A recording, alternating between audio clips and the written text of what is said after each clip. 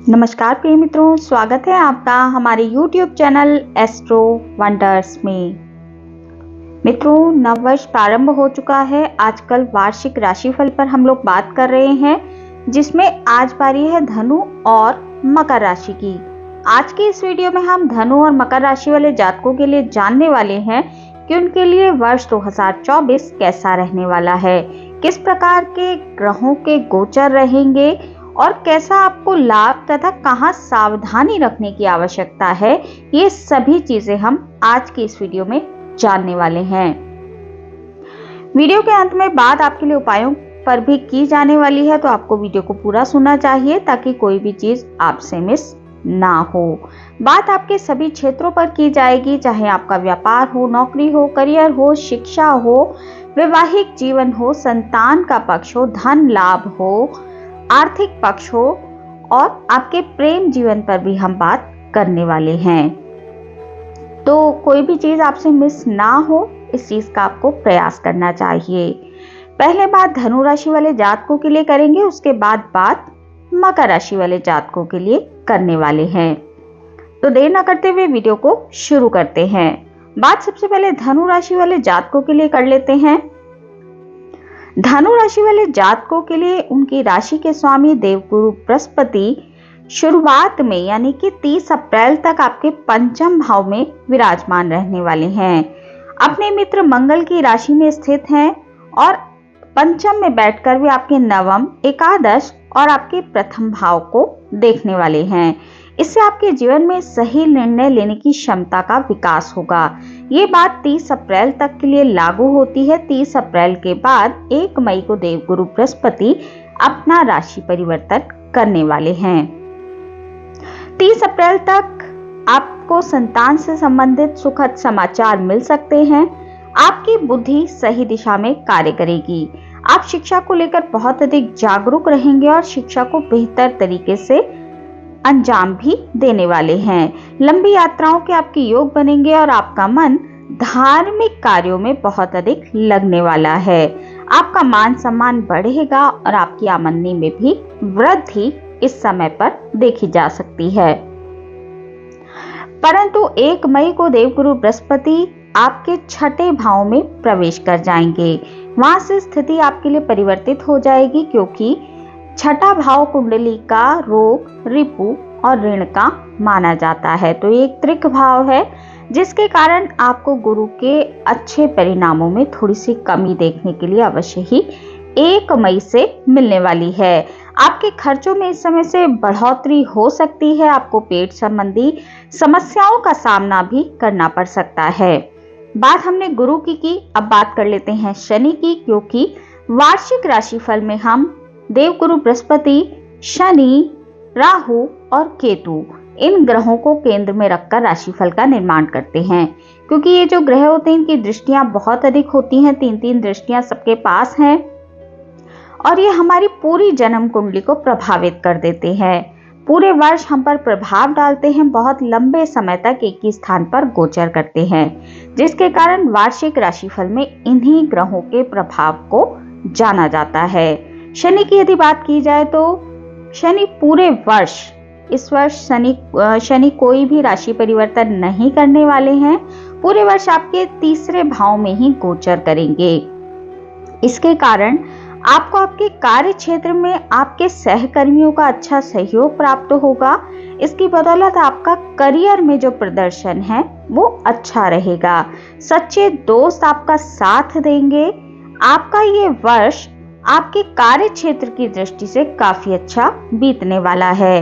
वहीं राहु की यदि बात की जाए तो राहु पूरे वर्ष आपके चौथे और केतु आपके 10वें भाव में गोचर करने वाले हैं। राहु और केतु भी कोई परिवर्तन वर्ष 2024 में नहीं करेंगे। राहु के चौथे भाव में होने से और केतु के 10वें भाव में गोचर करने से आपको थोड़े घर परिवार के सुखों में कमी का एहसास होने लगेगा। साथ ही आप घर का पूरा सुख इस समय पर नहीं उठा पाएंगे। केतु के कारण करियर में बीच बीच में परेशानियों का सामना आपको करना पड़ सकता है। व्यस्तता आपकी अधिक होगी, जिससे कि आप अपने घर के सदस्यों को कम समय पर दे पाएंगे। ये जो वर्ष है ये आपके लिए मिला जुला दिखाई दे रहा है। 30 अप्रैल तक का समय जो है वो आपके लिए बहुत अधिक उत्तम है, परंतु 30 अप्रैल के बाद आपके ग्रहों में काफी बड़ा परिवर्तन देखा जा सकता है और उसके परिणाम भी आपको बदलाव लिए हुए दिखाई देंगे। इस वर्ष आपको थोड़ी मेहनत अधिक करनी पड़ेगी और आपको उससे उत्तम परिणाम भी देखने के लिए मिलेंगे। बात यदि सबसे पहले धनु राशि वाले जातकों के करियर के विषय में की जाए तो करियर के दृष्टिकोण से ये वर्ष जो है नौकरी के लिए थोड़ा सा उतार चढ़ाव भरा दिखाई दे रहा है, क्योंकि केतु आपके दशम भाव में पूरे वर्ष गोचर करने वाले हैं, जिसके कारण यदि आप नौकरी करते हैं तो उसमें आपको थोड़ी सी असहजता महसूस हो सकती है। आपका मन जो है वो बार बार आपके काम से हटने लगेगा, तो ये स्थिति आपके लिए नौकरी के क्षेत्र में बनी रहने वाली है। अपने मन में आपको थोड़ा सी परेशानी महसूस हो सकती है, जिससे कि आपको ऐसा लगेगा कि मैं अपनी नौकरी को छोड़ दूं, और आप नौकरी छोड़ भी सकते हैं। अप्रैल से लेकर अगस्त के बीच का जो समय है उसमें आप इस तरह का कोई फैसला ले सकते हैं, परंतु आपको नौकरी नहीं छोड़नी चाहिए, क्योंकि हो सकता है आपको जल्दी से कोई नौकरी ना मिले। अपने मन में उठ रहे जो आपके कुंठाएं हैं उनको थोड़ा सा कंट्रोल करके रखना चाहिए। नौकरी छोड़ना आपके लिए बिल्कुल भी उत्तम नहीं होगा। नौकरी में जो बदलाव है वो आपको थोड़े समय रुकने के बाद करना चाहिए। करियर के दृष्टिकोण से सितंबर का महीना बहुत अधिक उत्तम है। यदि आप नौकरी छोड़ने का विचार भी करते हैं तो आपको सितंबर के महीने को चुनना चाहिए, इससे आपको नौकरी जल्दी मिल जाएगी। इस दौरान आपके जो सहकर्मी हैं वो आपका साथ देंगे, उनसे आपको अच्छा सहयोग मिलने वाला है। वो उनके सहयोग की बदौलत आप अपनी नौकरी में थोड़ी शांति महसूस कर सकते हैं। कुल मिलाकर करियर के लिहाज से आपके लिए वर्ष 2024 मिला जुला दिखाई दे रहा है। बात यदि शिक्षा के क्षेत्र की जाए, विद्यार्थियों की जाए, तो वर्ष की शुरुआत यानी कि 30 अप्रैल तक का समय विद्यार्थियों के लिए काफी अधिक उत्तम रहने वाला है।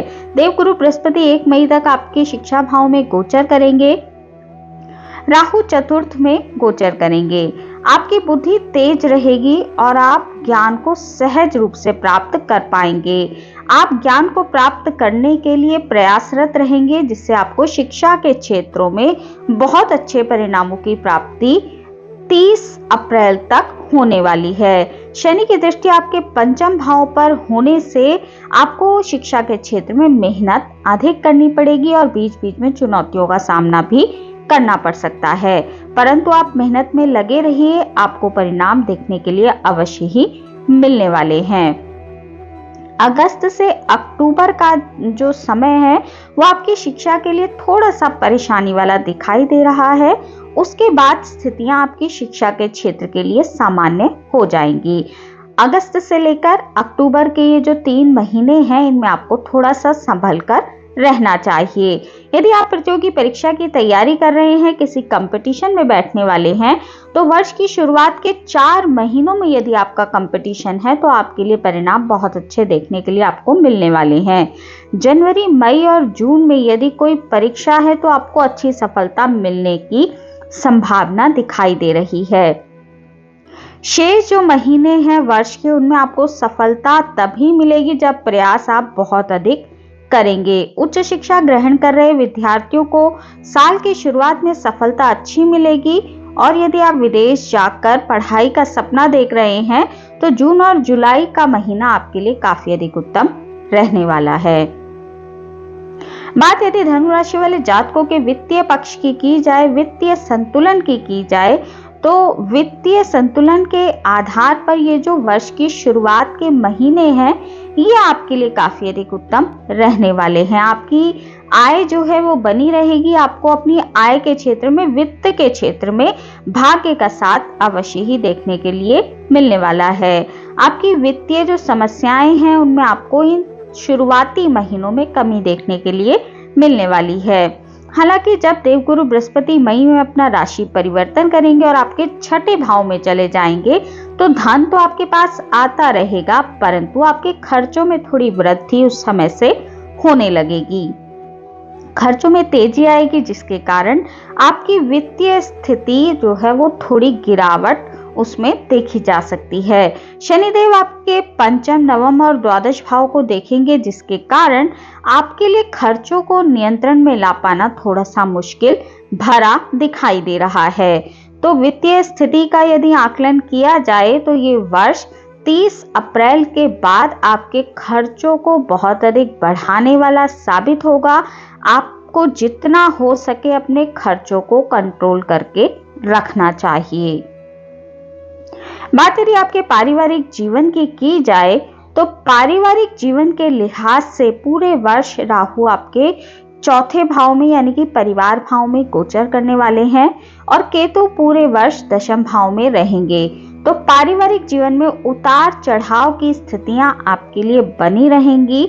स्थितियां बनती और बिगड़ती रहने वाली हैं। आपको परिवारजनों को थोड़ा समय देना चाहिए, उनकी जरूरतों को समझना चाहिए, तभी आपके परिवार में शांति बनी रहेगी। आपके घरेलू खर्चे भी बहुत अधिक होने वाले हैं, जिसके कारण परिवार में थोड़ी मानसिक तनाव की स्थिति भी देखी जा सकती है। फरवरी का महीना और मार्च की शुरुआत के कुछ दिन आपके परिवार के लिहाज से थोड़े अधिक तनावपूर्ण रहने वाले हैं, तो आपको उस समय पर थोड़ा सा ध्यान रखना चाहिए। आपके कुटुंब में भी थोड़ी बहुत टकराव की स्थितियां बन सकती हैं, तो कुटुंब में भी आपको शांति बनाए रखने का प्रयास करना चाहिए। थोड़ा सा ध्यान आपको इस वर्ष अपने पारिवारिक जीवन का रखना पड़ेगा, क्योंकि आपके पारिवारिक जीवन में तनाव देखने के लिए इस वर्ष मिलने वाला है। आपकी माताजी के स्वास्थ्य में भी गिरावट देखने के लिए मिल सकती है। अचानक से उनको कोई स्वास्थ्य संबंधी परेशानी इस वर्ष देखने के लिए मिल सकती है, तो उनके स्वास्थ्य का भी आपको बहुत अधिक ध्यान रखना चाहिए। बात यदि आपके संतान के पक्ष की जाए, संतान राशिफल की जाए, तो संतान के दृष्टिकोण से वर्ष की जो शुरुआत है, शुरुआत के 4 महीने हैं, वो आपके लिए बहुत ही अधिक उत्तम है। यदि आप संतान प्राप्ति की कामना रखते हैं तो 30 अप्रैल तक का समय आपके लिए बहुत ही अधिक उत्तम है। आपको आपके प्रयासों में सफलता देखने के लिए मिल सकती है और एक अच्छी संतान आपको प्राप्त होने वाली है। उसके बाद का समय थोड़ी सी आपको संतान के पक्ष में दिक्कतें दे सकता है। संतान प्राप्ति के लिए आपको थोड़े नेगेटिव परिणाम उसके बाद देखने के लिए मिलने वाले हैं। तो यदि आप संतान प्राप्ति की इच्छा रखते हैं तो 30 अप्रैल तक का समय आपके लिए बहुत ही अधिक उत्तम रहने वाला है। वहीं यदि आप अपनी संतान के विवाह के लिए प्रयासरत हैं, चाहते हैं कि संतान का विवाह हो जाए, तो फिर उसके लिए भी समय जो है वो 30 अप्रैल तक का उत्तम है। आपको अपनी संतान के विवाह के प्रयासों को बढ़ाना चाहिए, ताकि उसमें आपको पॉजिटिव परिणाम देखने के लिए मिल जाएं। उसके बाद देवगुरु बृहस्पति आपके छठे भाव में चले जाएंगे, जिसके कारण आपको इन चीजों में जो पॉजिटिव परिणाम हैं वो देखने के लिए नहीं मिलेंगे। तो आपको थोड़ा सा आपने इस समय का लाभ उठाना चाहिए। संतान से जुड़े सभी शुभ कार्यों को करने के लिए 30 अप्रैल तक का समय उत्तम है। 30 अप्रैल तक आपको आपकी संतान से बहुत अधिक लाभ भी मिलता दिखाई देगा। आपकी संतान अपने क्षेत्रों में उन्नति और प्रगति करती नजर आएगी। बात यदि आपके वैवाहिक जीवन की जाए, वैवाहिक राशिफल की जाए, तो वर्ष की जो शुरुआत है उसमें आपको वैवाहिक जीवन में थोड़े बहुत तनाव का सामना करना पड़ सकता है, परंतु ये तनाव कुछ ही दिन का होगा। उसके बाद आपका वैवाहिक जीवन नॉर्मल रूप से चलने लगेगा, क्योंकि मंगल और सूर्य का प्रभाव आपके सप्तम भाव पर वर्ष की शुरुआत में पड़ रहा है। परंतु ये शुरुआती 15 दिन हैं जो कि थोड़े से नेगेटिव आपके लिए रहने वाले हैं। उसके बाद स्थिति बदलेगी और आपके लिए स्थिति ठीक ठाक चलती रहेगी। वैवाहिक जीवन के लिए जून जुलाई का समय आपके लिए बहुत ही अधिक उत्तम है, क्योंकि उसमें आप अपने जीवन साथी के साथ बहुत अच्छे पल बिताने वाले हैं। जून जुलाई के बाद सितंबर और अगस्त के महीने आपके लिए थोड़े से नेगेटिव देखे जा सकते हैं। उसमें आपको अपने वैवाहिक जीवन का थोड़ा ध्यान पूर्वक सामना करना पड़ेगा, क्योंकि थोड़ा सा तनाव उस समय पर आपको देखने के लिए मिलने वाला है। बाकी वर्ष के जो अंतिम 3-4 महीने हैं उसमें आपको वैवाहिक जीवन में अच्छे परिणाम देखने के लिए मिलने वाले हैं। कुल मिलाकर आपका वैवाहिक जीवन इस वर्ष मिला जुला दिखाई दे रहा है। बात यदि आपके व्यापार के पक्ष की जाए तो व्यापारियों के लिए वर्ष की शुरुआत काफी अधिक अनुकूल रहने वाली है। आपको आपके व्यापार में बहुत अधिक उन्नति और प्रगति देखने के लिए मिलने वाली है। आपको सरकारी क्षेत्रों से भी वर्ष की शुरुआत में अच्छी सफलता मिलती देखी जा सकती है। यदि आप सरकार से जुड़कर कोई व्यापार करते हैं तो फिर आपको उसमें परिणाम बहुत अच्छे और लाभदायक देखने के लिए मिलने वाले हैं। इस वर्ष के दौरान अप्रैल, अगस्त और नवंबर से दिसंबर के बीच व्यापार में आपको कुछ चुनौतियों का सामना करना पड़ सकता है। यानी कि ये 4 महीने जो हैं, अप्रैल, अगस्त, नवंबर और दिसंबर, इन 4 महीनों में आपको थोड़े व्यापार को बहुत अधिक सावधानी के साथ करना चाहिए। कोई बड़ा निवेश व्यापार के क्षेत्र में इन 4 महीनों में आपको नहीं करना चाहिए। बाकी महीने आपके व्यापार के लिए ठीक ठाक दिखाई दे रहे हैं, उसमें कोई विशेष परेशानी नहीं है। आपका व्यापार ठीक ठाक तरीके से चलता रहेगा। बात यदि उन लोगों की जाए जो कोई संपत्ति खरीदना चाहते हैं या कोई वाहन खरीदने का प्रयास कर रहे हैं, तो वर्ष की शुरुआत में आपको किसी भी प्रकार की संपत्ति खरीदने से बचना चाहिए। फरवरी से अप्रैल तक आपको कोई भी बड़ी फरवरी से लेकर अप्रैल तक, यानी फरवरी, मार्च और अप्रैल के जो ये 3 महीने हैं, ये आपके संपत्ति खरीदने के लिए काफी अधिक पॉजिटिव दिखाई दे रहे हैं। जनवरी के महीने में आपको कोई संपत्ति नहीं खरीदनी चाहिए। आप अपने भाई बहनों की मदद से भी कोई संपत्ति इस वर्ष खरीद सकते हैं। अप्रैल तक का समय आपके लिए बहुत अधिक अनुकूल है। उसके बाद आपको थोड़ी विलंब का सामना संपत्ति के क्षेत्र में करना पड़ सकता है। संपत्ति खरीदने के लिए आपको थोड़े से प्रयास अधिक करने पड़ेंगे, क्योंकि राहु का गोचर आपके 4th भाव में है, जिसके कारण आपको संपत्ति यदि आप अप्रैल के बाद खरीदते हैं तो बहुत अधिक संभल कर खरीदनी चाहिए। पेपर्स आदि को बहुत अधिक चेक आपको कर लेना चाहिए, अन्यथा आप किसी गलत संपत्ति के चक्कर में पड़ सकते हैं। यदि आप वाहन खरीदने में रुचि रखते हैं और वाहन खरीदने का प्रयास कर रहे हैं, तो अप्रैल का महीना आपके वाहन खरीदने के लिए सबसे अधिक उत्तम है। यदि आप अप्रैल में वाहन नहीं खरीद पाते हैं तो मई में भी आप वाहन खरीद सकते हैं, अन्यथा आपके लिए उसके बाद सितंबर का महीना वाहन खरीदने के लिए उत्तम रहेगा। पूरे वर्ष में ये जो 3 महीने हैं, ये आपके लिए काफी अधिक उत्तम वाहन खरीदने के लिए देखे जा सकते हैं। उसके बाद का समय आपके लिए उत्तम नहीं है। आपको इस वर्ष नीले रंग के वाहन से थोड़ा सा परहेज करना चाहिए, क्योंकि उससे चोट चपेट की जो संभावनाएं हैं वो आपके लिए बढ़ सकती हैं। बात यदि आपके धन और लाभ के विषय में की जाए तो धनु राशि वाले जातकों को वर्ष की शुरुआत में कुछ खर्चों का सामना करना पड़ सकता है। ये खर्चे आपके घूमने फिरने में भी हो सकते हैं। 1 मई के बाद देवगुरु बृहस्पति जब आपके 5वें भाव से हटकर आपके 6ठे भाव में चले जाएंगे और आपके 12वें भाव को देखेंगे, तो आपके खर्चों में निरंतर वृद्धि होती देखी जा सकती है। तो आपको अपने खर्चों का इस वर्ष बहुत अधिक ध्यान रखना है। धन लाभ के योग आपके लिए पूरे वर्ष बनते रहेंगे, उसमें कोई परेशानी दिखाई नहीं दे रही है, परंतु 1 मई के बाद आपके खर्चों में बेतहाशा वृद्धि होती देखी जा सकती है। बात यदि आपके स्वास्थ्य के पक्ष की जाए तो स्वास्थ्य के दृष्टिकोण से जो वर्ष 2024 है, यह आपके लिए मध्यम रूप से फलदायी दिखाई दे रहा है। केंद्र में राहु और केतु के गोचर के कारण आप किसी प्रकार के इन्फेक्शन का शिकार इस वर्ष हो सकते हैं। इन्फेक्शन स्किन से रिलेटेड भी हो सकता है, सर्दी जुकाम से रिलेटेड भी हो सकता है, या फिर बॉडी में भी कोई इन्फेक्शन आपको ग्रसित कर सकता है। मौसमी बदलाव के समय आपको बहुत अधिक ध्यान रखने की आवश्यकता है, क्योंकि संक्रमण उस समय सबसे अधिक होते हैं तो आपको उस समय पर विशेष रूप से सतर्क रहना चाहिए। यदि आप धूम्रपान करते हैं, कोई शराब आदि की आपको लत है, तो आपको इस वर्ष बहुत अधिक संभल कर रहना चाहिए, क्योंकि उससे आपको समस्या देखने के लिए मिल सकती है। वैसे भी जब देवगुरु बृहस्पति 1 मई को आपके 6ठे भाव में प्रवेश कर जाएंगे, तो फिर आपके स्वास्थ्य में आपको बीच बीच में परेशानियां देखने के लिए मिलने वाली हैं। आपको इस वर्ष अपने 1 मई के बाद अपने पेट का बहुत अधिक ध्यान रखना चाहिए।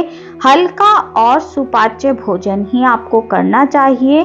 तले भुने भोजन से इस वर्ष आपको 1 मई के बाद परहेज करना है, अन्यथा आपको पेट संबंधी दिक्कतें हैं उनका सामना अवश्य ही करना पड़ेगा। तो आपको अपने स्वास्थ्य का 2 चीजों का बहुत अधिक ध्यान रखना है। किसी भी संक्रमण से आप ग्रसित हो सकते हैं या फिर आपको पेट संबंधी दिक्कतें लगी रहेंगी।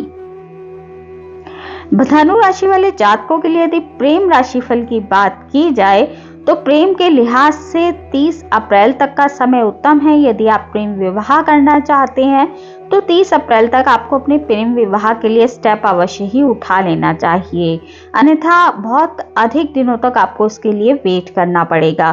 तो आपके लिए 30 अप्रैल तक का समय उत्तम है। आप अपने पार्टनर के साथ रिश्ते में बंध सकते हैं। प्रेम जीवन के लिहाज से 30 अप्रैल तक का समय आपके लिए काफी अधिक उत्तम दिखाई दे रहा है। उसके बाद जो है 1 जून से 12 जुलाई के बीच आपको थोड़ी सी परेशानियां देखने के लिए मिल सकती हैं और आपके रिश्तों में तनाव बढ़ सकता है। नवंबर दिसंबर के महीने आपके लिए सामान्य दिखाई दे रहे हैं। बात यदि धनु राशि वाले जातकों के लिए उपायों की जाए तो आपको कुछ उपाय अवश्य ही करने चाहिए, जैसे कि आपको प्रत्येक शनिवार को काले तिलों का दान करना चाहिए। इससे कि आपको लाभ अवश्य ही देखने के लिए मिलेगा। जो आपकी परेशानियां हैं उनमें आपको कमी भी अवश्य ही देखने के लिए मिलेगी। साथ ही आपको अपने मस्तक पर डेली बेसिस पर हल्दी का तिलक करना चाहिए। केसर का तिलक भी आप कर सकते हैं। यदि आप पेट संबंधी रोगों से परेशान हैं, बेतहाशा खर्चों से बहुत अधिक परेशान हो जाते हैं, तो फिर आप बृहस्पतिवार के व्रत भी कर सकते हैं। बृहस्पतिवार के दान भी आप कर सकते हैं। इन चीजों से आपको लाभ देखने के लिए अवश्य ही मिलने वाला है। तो मित्रों, ये थी जानकारी धनु राशि वाले जातकों के लिए वर्ष 2024 की। अब बात कर लेते हैं मकर राशि की। मकर राशि वाले जातकों के लिए शनि उनके दूसरे भाव में गोचर कर रहे हैं और पूरे वर्ष इसी प्रकार से गोचर करने वाले हैं। इसके कारण मकर राशि वाले जातकों की आर्थिक स्थिति पूरे ही वर्ष ठीक ठाक दिखाई दे रही है। धन की प्राप्ति में उनको विशेष कोई समस्या होती दिखाई नहीं दे रही है। वहीं देवगुरु बृहस्पति 1 मई तक आपके 4th भाव में गोचर कर रहे हैं और 1 मई तक आपके पारिवारिक जीवन को खुशहाल बनाने का कार्य देवगुरु बृहस्पति करने वाले हैं। वहीं आपके करियर में भी देवगुरु बृहस्पति 1 मई तक उन्नतिदायक स्थिति प्रदान करेंगे। 1 मई को देवगुरु बृहस्पति अपना राशि परिवर्तन करने के बाद आपके 5th भाव में प्रवेश कर जाएंगे। ये स्थिति भी आपके लिए काफी अधिक उत्तम दिखाई दे रही है। इस स्थिति के कारण 1 मई से आपको संतान का सुख मिल सकता है। यदि आपको पहले से ही संतान है तो फिर उससे आपको अच्छे लाभ की प्राप्ति होने वाली है। आपको अपनी संतान पर गर्व महसूस अवश्य ही होने वाला है। आपकी संतान अपने क्षेत्रों में अच्छा प्रदर्शन करने वाली है। प्रेम संबंधों के लिए भी ये स्थिति काफी अधिक उन्नतिदायक है। वहीं इस स्थिति के कारण आमदनी में भी आपको अपनी उछाल देखने के लिए अवश्य ही मिलने वाला है।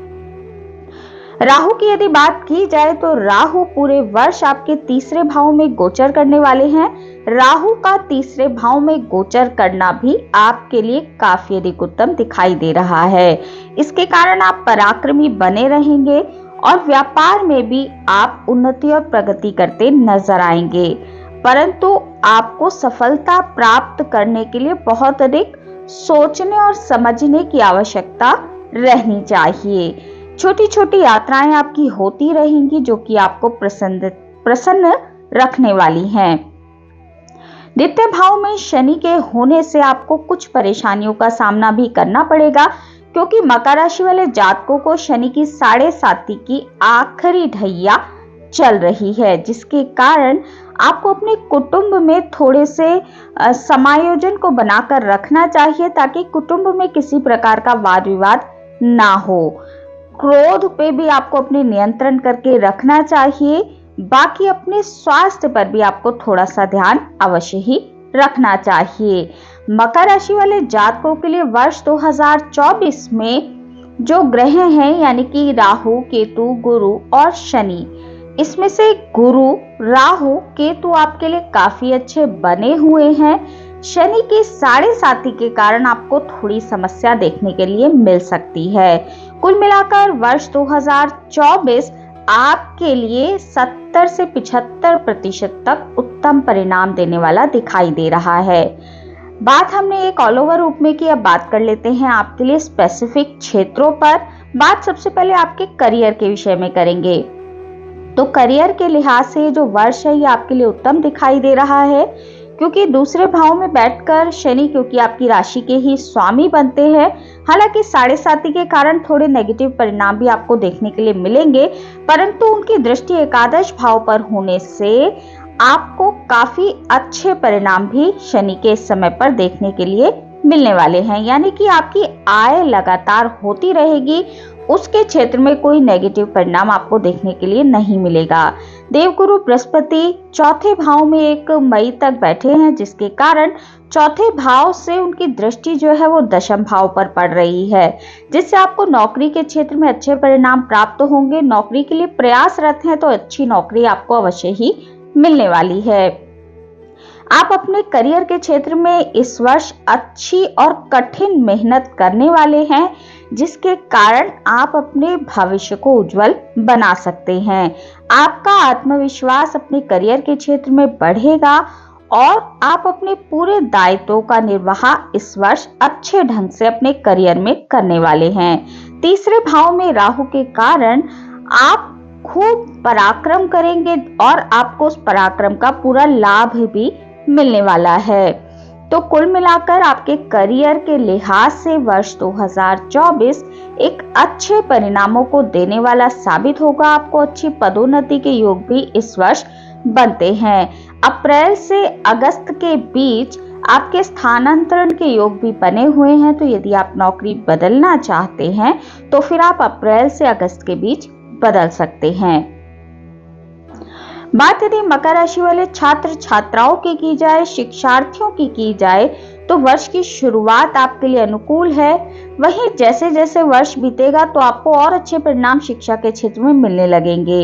आपका मन पढ़ाई में काफी अधिक इस वर्ष लगने वाला है। शिक्षा के क्षेत्र में आप इस वर्ष काफी अच्छी उन्नति और तरक्की करने वाले हैं, क्योंकि 1 मई तक आपको अन्य ग्रहों का साथ मिल रहा है। 1 मई के बाद देवगुरु बृहस्पति आपके पंचम भाव में प्रवेश कर जाएंगे, तो आपकी पढ़ाई इस वर्ष बहुत अच्छी रहने वाली है। यदि आप किसी प्रतियोगी परीक्षा की तैयारी कर रहे हैं और वो परीक्षा जनवरी, फरवरी या फिर अगस्त, सितंबर और नवंबर के महीनों में है, तो फिर आपको उसमें उत्तम और आशातीत सफलता मिलने के प्रबल योग बनते हैं।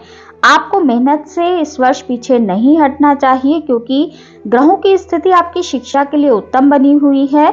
आप जितनी मेहनत करेंगे उससे अच्छे परिणाम आपको देखने के लिए अवश्य ही मिलने वाले हैं। उच्च शिक्षा ग्रहण कर रहे छात्र छात्राओं के लिए थोड़ी बहुत चुनौतियों का सामना बीच बीच में करना पड़ सकता है, क्योंकि केतु का गोचर आपके नवम भाव में बना हुआ है, जिसके कारण उच्च शिक्षा के क्षेत्र में आपको बीच बीच में थोड़ी बहुत चिंताओं, चुनौतियों का सामना करना पड़ेगा। तो उस क्षेत्र में आपको थोड़ा सा ध्यान देने की आवश्यकता है। शिक्षा के लिए यदि आप विदेश जाना चाहते हैं तो फिर फरवरी और अप्रैल के महीने में आप विदेश जा सकते हैं। इसके आगे सितंबर का महीना भी आपके विदेश जाकर शिक्षा ग्रहण करने के लिए उत्तम दिखाई दे रहा है। बात यदि आपके वित्त राशिफल की जाए, वित्तीय पक्ष की जाए, तो वर्ष की शुरुआत आपके वित्तीय पक्ष के लिहाज से काफी अधिक उत्तम है। आपको अच्छी आमदनी होने वाली है और होती रहेगी। पूरा वर्ष वित्तीय लिहाज से आपके लिए उत्तम बना हुआ है। आप धन संचय भी इस वर्ष कर पाएंगे। जैसे जैसे वर्ष आपका आगे बीतेगा आप धन को संचय भी कर पाएंगे। हालांकि खर्चे भी आपके होते रहेंगे, परंतु आपका संचय जो है वो भी इस वर्ष होने वाला है। कुल मिलाकर ये जो वर्ष है ये 1 मई के बाद से आपके लिए आपके वित्तीय क्षेत्र में आपको भाग्य का साथ भी मिलेगा, आपकी इनकम भी बढ़ेगी और आपका आर्थिक जो संतुलन है यदि वो बिगड़ा हुआ था तो इस वर्ष वो पटरी पर आने वाला है। बात यदि आपके पारिवारिक जीवन की जाए तो पारिवारिक दृष्टिकोण से वर्ष की शुरुआत के 4 महीने आपके लिए बहुत अधिक उत्तम हैं। आपको अपने घर परिवार में अच्छे मनोरंजन के मौके मिलेंगे। आपके परिवार के बीच सामंजस्य भी बढ़ने वाला है। वहीं 1 मई के बाद जब देवगुरु बृहस्पति आपके चतुर्थ भाव को छोड़कर पंचम में चले जाएंगे और राहु आपके तृतीय भाव में विराजमान रहेंगे तो भी आपको अच्छी सफलता मिलती रहेगी, परंतु भाई बहनों के साथ आपको अपने संबंधों को थोड़ा सा संभाल कर चलना चाहिए। साथ ही अपने भाई बहनों के स्वास्थ्य का भी आपको थोड़ा सा ध्यान रखना चाहिए। वाद विवाद में आपको अपने भाई बहनों के साथ बिल्कुल भी नहीं पड़ना है। 1 मई के बाद आपको इस चीज का ध्यान रखना है, क्योंकि राहु का गोचर आपके तीसरे भाव में चल रहा है। तो भाई बहनों से अपने संबंधों को जितना हो सके आपको अच्छा बनाने का प्रयास करना चाहिए। यदि कोई समस्या भी है तो उसको थोड़ा सा इग्नोर करते हुए रिश्ते को आगे लेकर जाना चाहिए। बाकी पारिवारिक लिहाज से वर्ष आपके लिए उत्तम है। बात यदि आपके संतान के पक्ष की जाए तो वर्ष 2024 संतान के दृष्टिकोण से एक उत्तम वर्ष साबित होगा। एक अनुकूल वर्ष दिखाई दे रहा है। यदि आप संतान प्राप्ति की इच्छा रखते हैं तो फिर 1 मई के बाद का समय आपके सपने को पूरा कर सकता है। आपको संतान प्राप्ति की खुशखबरी मिल सकती है। आपके संतान के गुणों में इस वर्ष वृद्धि होने वाली है। अपने क्षेत्रों में वे अच्छे कार्य करेंगे। साथ ही धर्म कर्म की ओर भी आपकी संतान का रुझान इस वर्ष बढ़ने वाला है। तो संतान के लिहाज से ये वर्ष काफी अधिक उत्तम है। 1 मई के बाद यदि आप अपनी संतान के विवाह की इच्छा रखते हैं तो वो सपना भी आपका पूरा हो सकता है।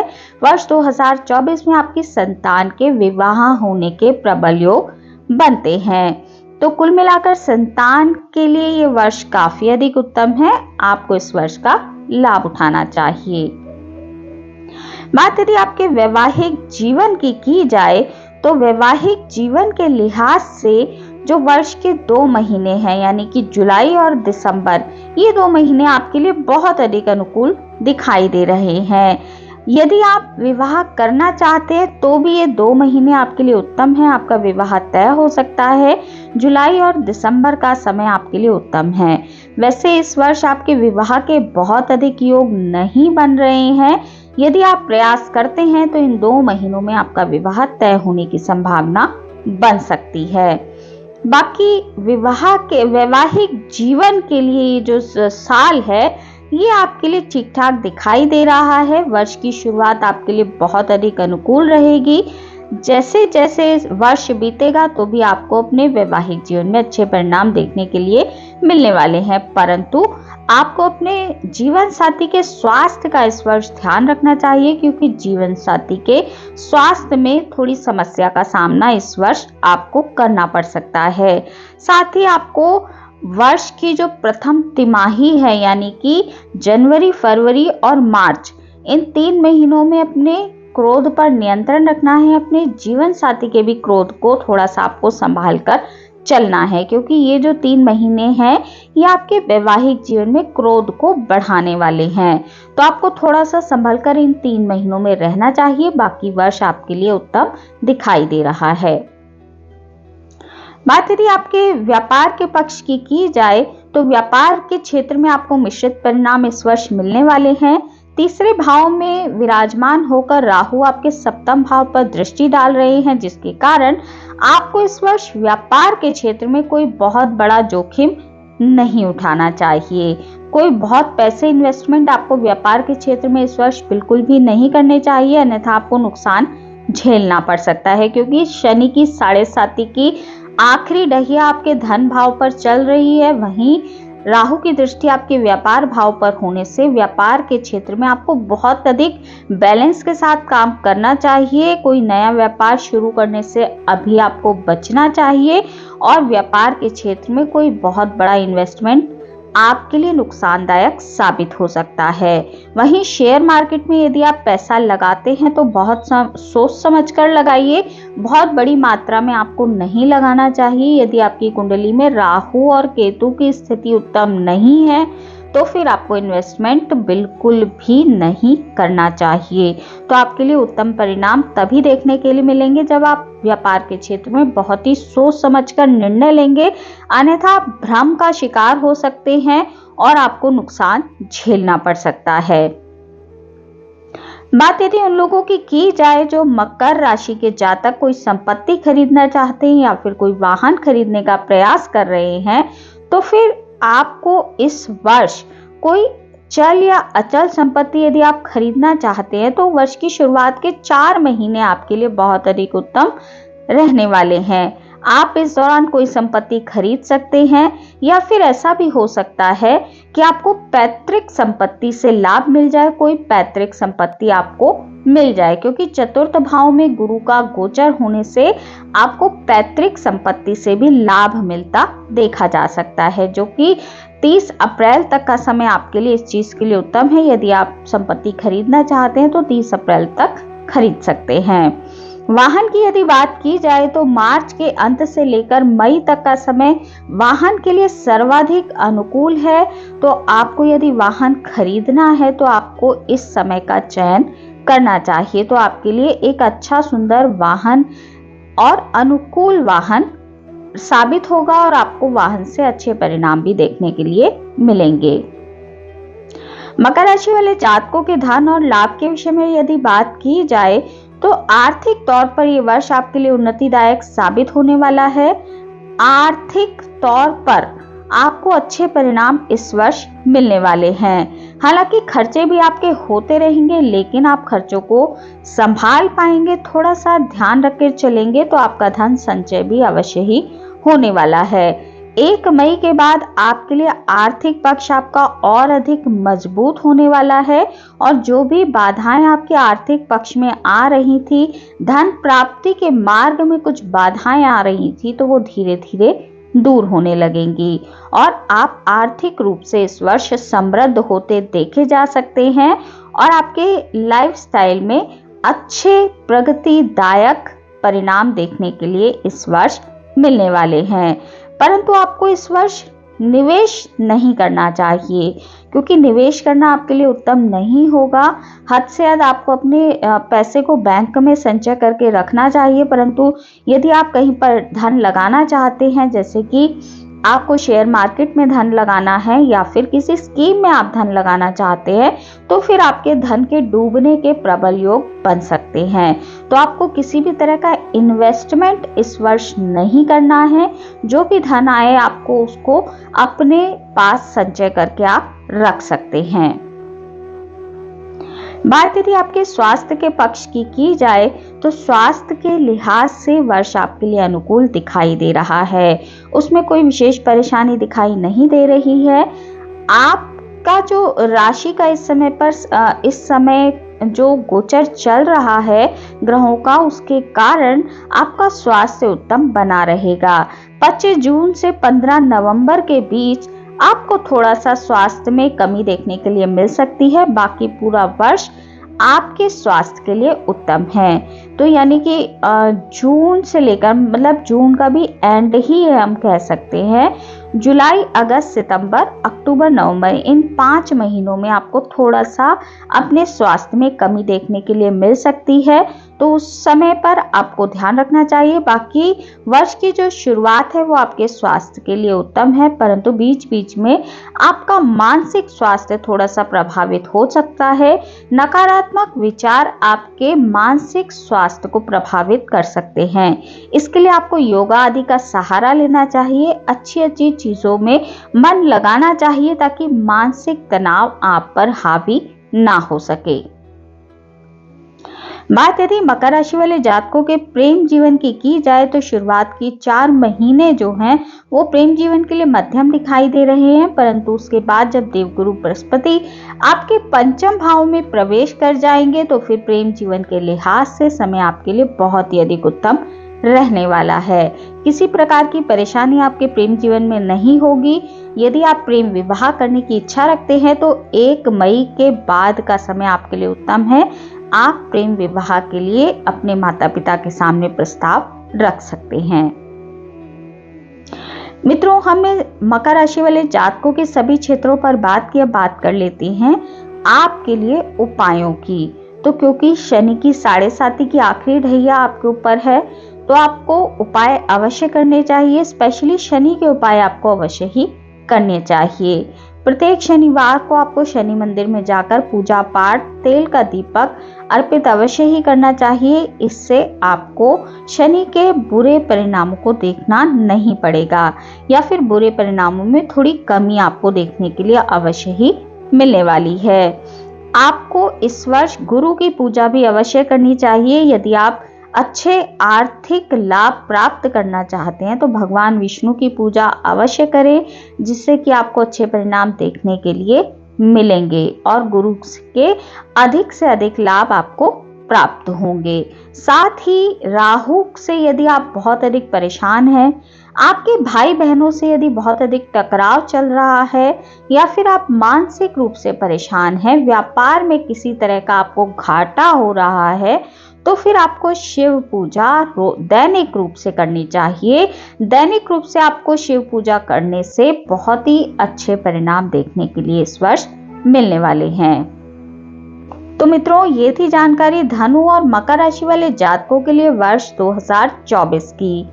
आज की इस वीडियो में इतना ही। वीडियो अगर आपको अच्छी लगी हो, आपके लिए उपयोगी रही हो तो वीडियो को लाइक कीजिए, शेयर कीजिए, कमेंट कीजिए और चैनल को सब्सक्राइब करना बिल्कुल भी ना भूलें। हमारे इस चैनल पर आपको साप्ताहिक राशिफल, मासिक राशिफल, वार्षिक राशिफल के साथ साथ सभी ग्रहों के गोचर प्रभाव की जानकारी मिलती रहती है। तो यदि आपकी भी रुचि ज्योतिष के क्षेत्र में है तो अवश्य ही हमारे इस चैनल को सब्सक्राइब कर लीजिए।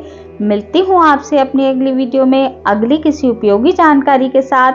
तब तक के लिए नमस्कार।